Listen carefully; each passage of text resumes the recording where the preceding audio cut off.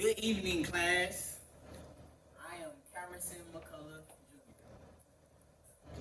Today I will be presenting to you guys my presentation on the Civil Rights Movement.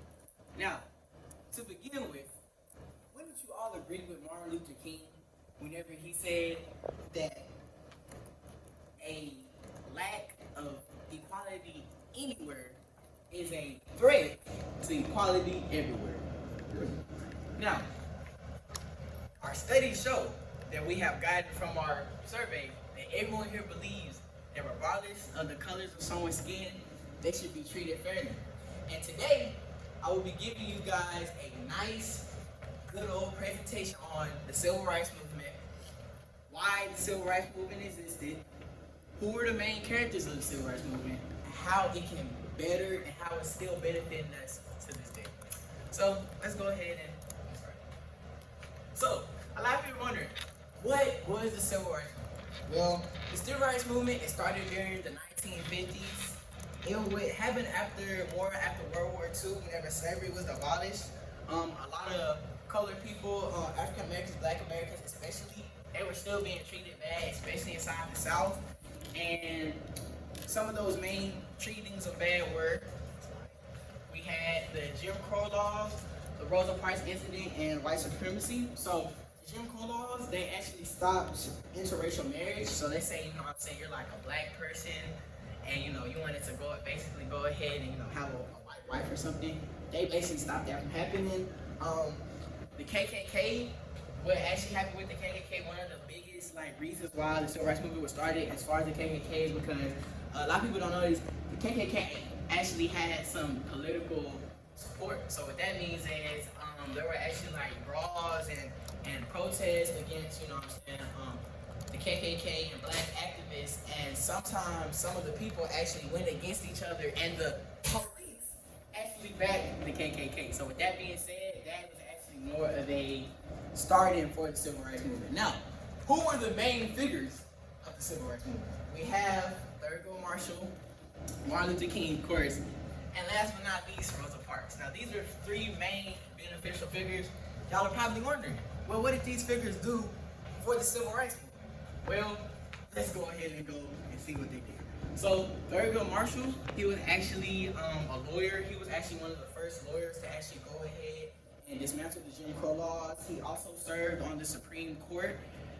Aside from that, he also stopped the separate but equal narrative. And what that basically was is, it was like the way that they politically went ahead and verified and justified segregation, saying, okay, you guys are separate, but you're still equal. And what that actually did for a lot of people's mindset, it's like, okay, well, we're separate, but we're equal, so why are we in different schools? So it made them feel bad. And he basically presented that before the courts, and he was, went ahead and got that abolished.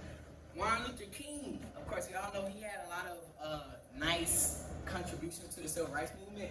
One of the main things he did was the March on Washington, and he actually led a lot of protests about how can we go ahead and have rights and voting rights and things of the sort. The March on Washington, over 200,000 people came out, and it actually had one of the biggest political effects ever from a group of people coming together for civil rights, because no amount of people ever came out that much for a political cause. And last but not least, we have Rosa Parks. So a good thing, a few facts about Rosa Parks. We all know, she was sitting inside her seat and she didn't want to get up, and we all know that story. But a few things that people don't know is, first off, Rosa Parks was actually a civil rights activist before the whole situation happened. She was already fighting for civil rights.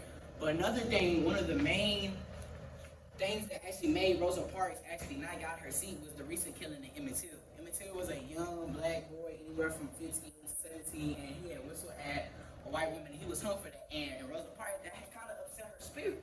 So what she did was, she took a stand and said she's not gonna go ahead and abide for the segregation laws. Now, I know y'all probably wondering, okay, well, they did all of this then, how does this still affect us to this day? Well, we actually have a few ways. Of course, we have no more segregation in public schools, no more segregation on buses, equal access to restaurants, the 15th Amendment, which is actually giving all colored people the right to vote, and ended legal segregation in public environments. Now, I know a lot of y'all are probably wondering, why did I personally choose to do the Civil Rights Movement? Well, the reason why I personally chose it is because growing up, my mom, she told me a lot of stories about young black men, of my age, that were growing up and they had like play guns and things of the sort, and they were shot and killed innocently by police officers. And when she always told me them stories, it always resonated with my spirit because I'm like, dang, man, I be having these play guns. I be in the park and I be walking with my hoodie on, you feel me? So that kind of resonated with my spirit, and that's the main reason why I decided to go over the civil rights movement. Now,